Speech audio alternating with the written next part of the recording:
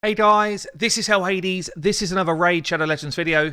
Guys, we're back onto the Raid test server. They've given us access again. We're going to be checking out the new Doom Tower bosses and seeing what we can do. I did have a sneaky look through all of the different factions to see if there was any of the new epics around, but they're not in there, so they kind of called my bluff on that one. But yeah, basically what we've got is the new Doom Tower rotation, which comes live in the next few days. So we've got the new Dragon boss, we've got the new Griffin boss. I'm going to do a video on each separately, just to show you how hard they are. Good to note, actually, we no longer have a Scarab boss or a Frost boss in this rotation. It's also worth noting the different affinities here. So we've got Spirit affinity Griffin boss. We've got now Force affinity on the Magma Dragon. We've got Magic affinity on the Nether Spider. So all of your teams are going to have to change to some degree. And then obviously we've got Void affinity on the Dragon. So yeah, we're going to start with the Griffin for this video. Main reason for that is it's the first boss we're going to face on hard and normal. The rotations are the same. And obviously, I mean, damn. He's probably going to be the hardest boss that we face ever in the game. So let's just run through his skill set before we get into seeing how we're going to beat him. So yeah, Griffion, the Celestial Griffin. A1, 100% chance to put a fear on someone. Fear's not the worst debuff in the world. You can still try and do your abilities with fear on, but 50-50 chance that it's not going to work. If it doesn't work, you still get a chance to use it next turn. So it's not the worst thing in the world. We've got an A2, 3-turn cooldown. Transfers all debuffs from Griffion to every enemy. And then he attacks. Gains turn meter for every debuff he transfers. So you just need to be aware of your cooldowns on your debuffs. You need to bring people into the fight that you can control the debuffs on. So A1 debuffs is kind of a bit of a no-no for this fight, or it's dangerous. You've got a remove all buffs from all enemies, then attacks. Buff removal cannot be resisted, so high resistance is not going to help this. Doesn't say this can't be resisted, so you could go high resistance to not get the debuffs transferred against you. And I guess then you won't feel his turn meter, so that's an option. High resistance here is an option. It also doesn't say that block debuffs doesn't work. So I think block debuffs here could be really strong as well, just to stop yourself getting these hit on you. But obviously, you need to bear in mind that the buff removal piece can't be resisted. So it depends on the turn order of where that comes in, because the damage increases for every buff he steals, and you do not want to get your block debuffs stolen just before this goes on. What else we got here then? Passives. Attacks an enemy whenever their HP drops below 50%. This is a nasty one. So pretty much you've got to bear in mind, because when he hits you, you get heal reduction on as well. You need to keep passive healing going on this fight. And because of this ability here to steal your buffs or remove your buffs, it can't really be just like continuous heals, because chances are they're going to get wiped off and then you're going to take a load of damage. So passive healing, champions like Syl are going to be good here. Doom Priest, I think, even though Doom Priest is negative affinity, I still think she's strong here. Add 1 Sky Bond buff to Griffion at the start of each turn. And these kind of scale. So over time, they get extra damage, extra crit rate, crit damage, speed. So the longer the fight goes on, the worse this fight gets for you. So he gets Skybomb buffs for every turn, and also Skybomb buffs whenever someone's health drops below 50%. So again, that kind of thought to yourself of, can I keep my health up? Can I shield my team? Bearing in mind that the shields will be stolen or removed if they go up at the wrong time. Yeah, lots going on. When he gets to 10 Skybomb buffs, he ignores shields, block damage, and unkillable. And the Skybomb buffs can stack up to 20 buffs. So 20 buffs is an insane amount more damage coming at you, and speed of boss coming at you on this one. And I'd imagine for the hardest level, he's going to get damn close to 20 buffs. So you need to almost bake that into the damage he's going to do to you.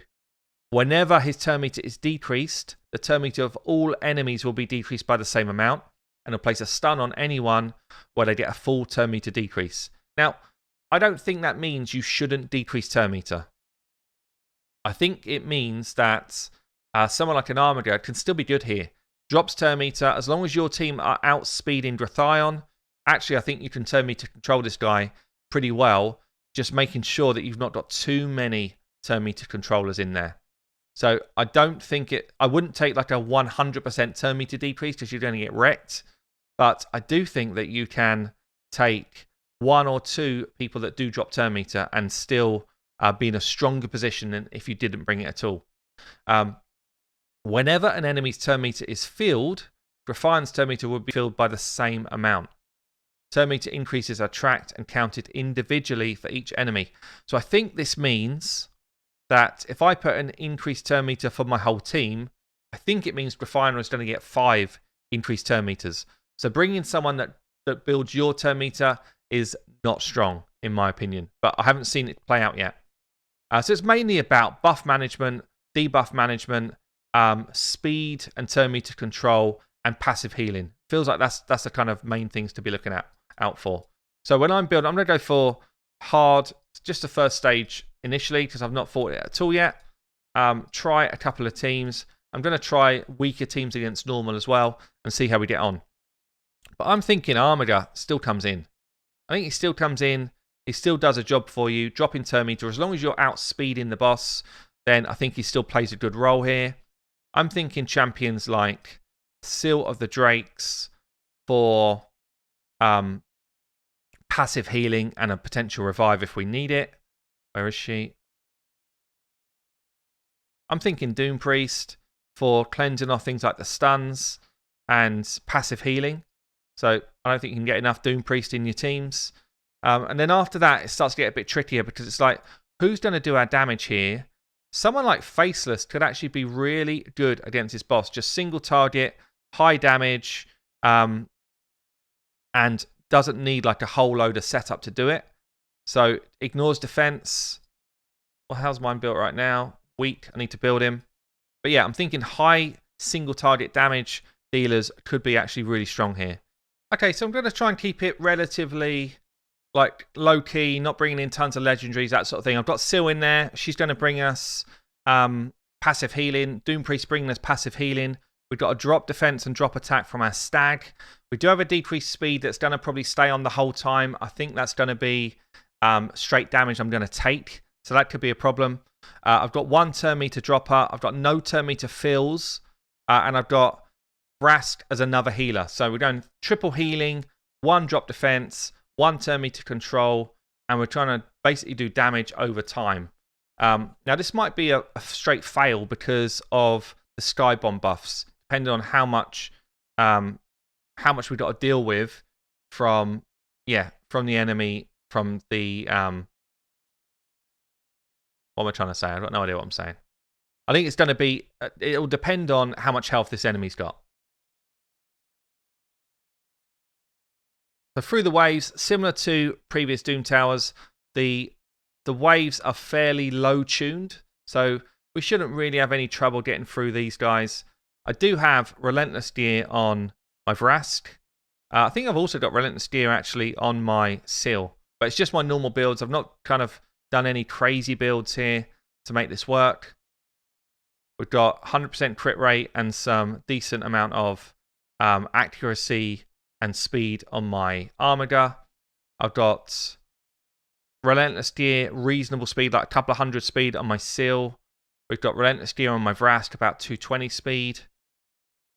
Okay, let's take it off of auto here. So what we're going to do, we're just going to be running in with the A1s. Obviously, we've got 1 negative affinity. I'm going to not... So he's got all of his abilities off cooldown here. I don't know the order it's going to go, but I'd imagine he's going to do the buff removal first. So we're just going to go A1 here. Land a decreased speed. A1 here. See what he does first. Yeah, so he's going to steal our buffs first time. Buff removal cannot be resisted. And he would have done more damage if we had buffs up. So at this point, we're going to drop turn meter. We're going to... We're taking a ton of stuns. Not really sure why that was. Must be due to the turn meter drop. He can't... he's going to do the remove debuffs next. So we're going to keep hold of the debuff removal. We're going to keep hold of our main debuffs. So if I drop turn meter here, we should be fine, I think. Yeah, so we're dropping turn meter as well. We're not getting stuns. I can now put buffs up. So he's spread the decreased speed to me, see that? But now we've got a free turn cooldown here. So it's just kind of like now transferring the buffs in the right order. We might as well try and get the decreased speed out. We got it. It's done for free turns. That's probably something I need to change on her masteries, because free turns means we're definitely going to get that back again. But we should be kind of reasonable position here to just slow but surely take it out.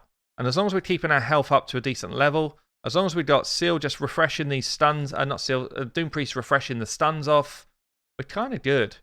And it's not too dangerous. We're going to come back to the kind of buff removal soon. So there we go. We're taking a bit of damage, but it's actually not anything too crazy at that point. He's not got that many Skybond stacks, got 4 so far. And obviously the next thing he's going to do is this debuff switch. So we just got to make sure that we don't throw any debuffs up at this moment in time. We can put our buffs up now. He's hit us with the decreased speed. And it's a slow and steady kind of control your debuffs. Make sure you put them out at the right time so you're not taking too much of a whack. And Doom Priest does a ton of work here. Doom Priest and Seal together. Put Vraska in the mix as well. We're doing a lot of work. I guess the main thing is, like, what happens when he starts to scale up this damage? Are we in trouble? I see. So he's taking a stun because basically he's having a turn and then almost immediately, yeah, his turn meter at the end of that is 0. So anyone who drops turn meter just with an A1, straight after having their turn, they're going to take a stun. That's quite interesting, just to be aware of, I guess. But again, as long as you've got someone that can cleanse it, we're good.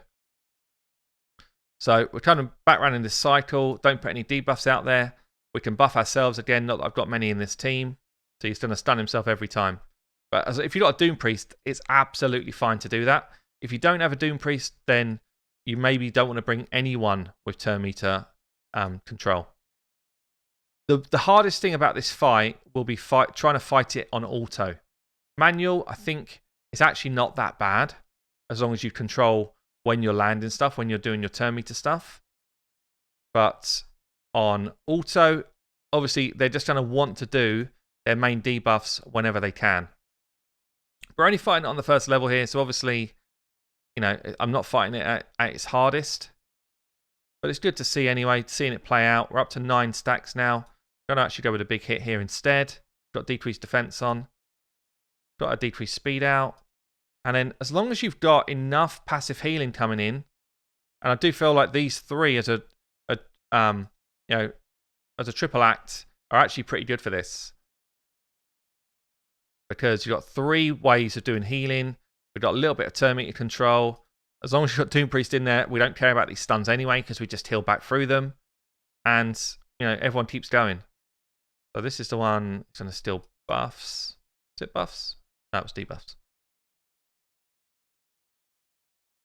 So not too bad, actually, guys. Like, if you've got a half-decent setup here, obviously you're not all going to have these champions. You should have Seal.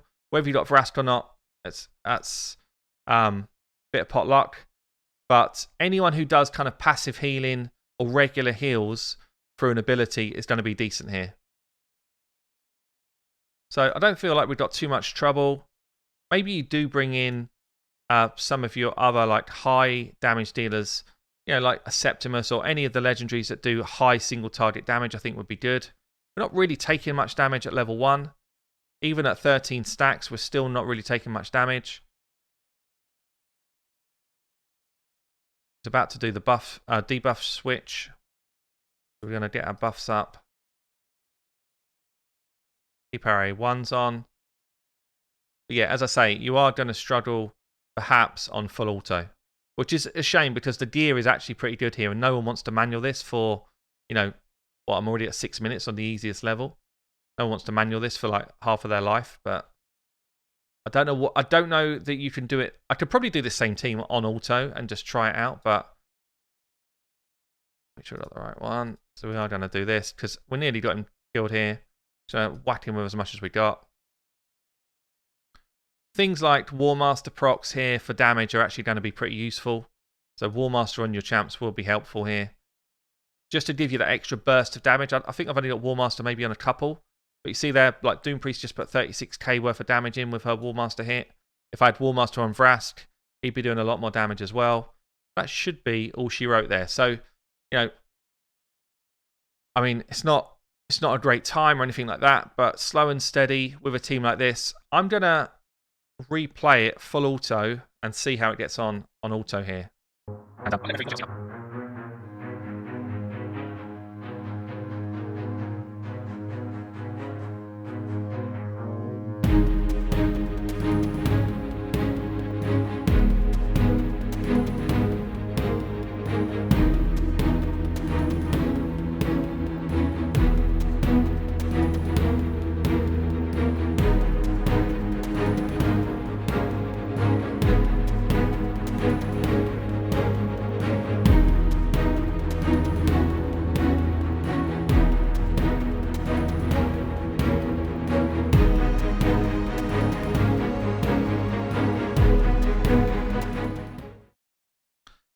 so you can see, guys, like way nastier if you're going up against him on auto. And pretty much, you know, same team. I think you would have to bring less buffs, less debuffs, and just slow and steady him.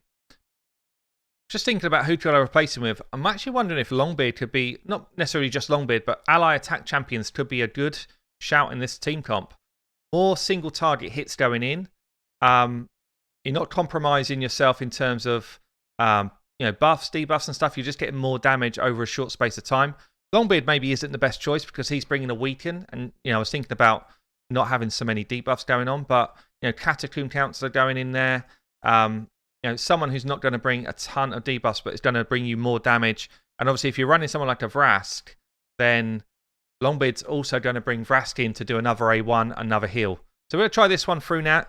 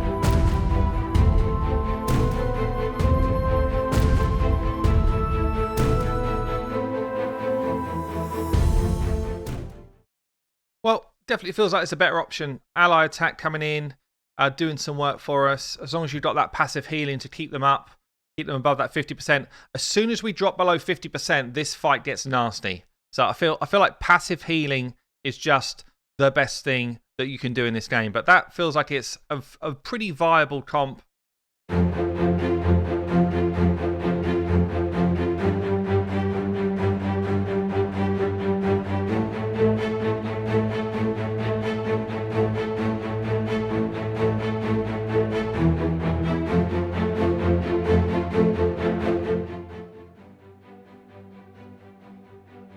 So you can see I've kind of bought more of a control-based. I've had to bring the decreased defense in here to fight the waves. The waves are too strong to not bring decreased defense, which means that for an auto comp on a higher level boss fight, it's going to be tough. I'm sure it's doable, but it's definitely much harder than fighting it on level 10. Because all of these guys here as well hit hard. Like, we've got 2 Saitos, 2 Bellinars. This is going to be a tough fight. They've got no reses in wave 2, so as long as I can stay alive, we could be good. It's interesting that it might even be better for my team comp here if Stag Knight dies on his way to the boss, so we've got less debuffs on the actual boss. But that's something just to consider. My Longbeard, obviously, he's just built in an arena set up here, so I don't have people that I've specifically gone like, this is how I should build the Griffin in terms of builds. I have built my Vrask in a pretty decent setup. You know, high HP, 100% crit. Doom Priest is in a normal build. My Seal's in a normal build. Stag Knight's in his normal build. I think we get through the waves here. Let's get it onto the boss and see how that goes.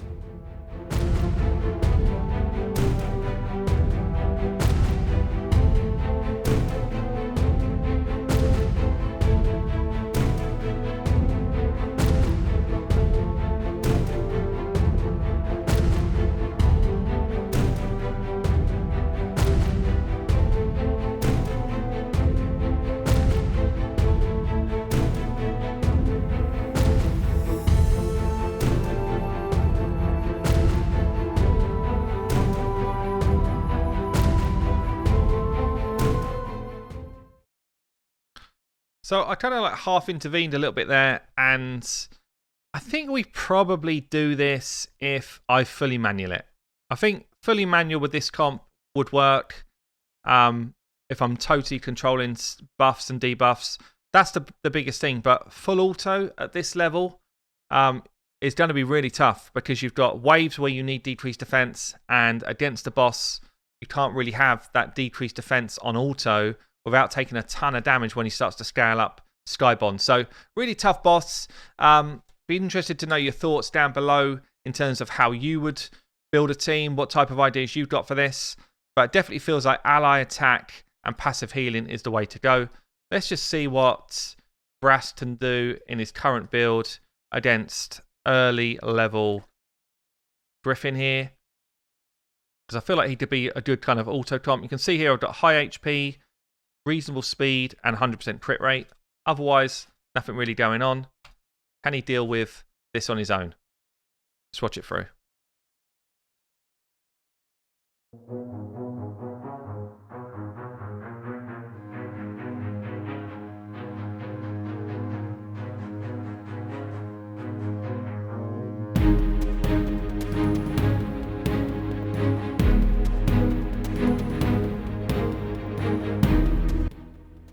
Okay, well this is going to be a cakewalk. This is going to be an absolute cakewalk on the first level. No problem at all.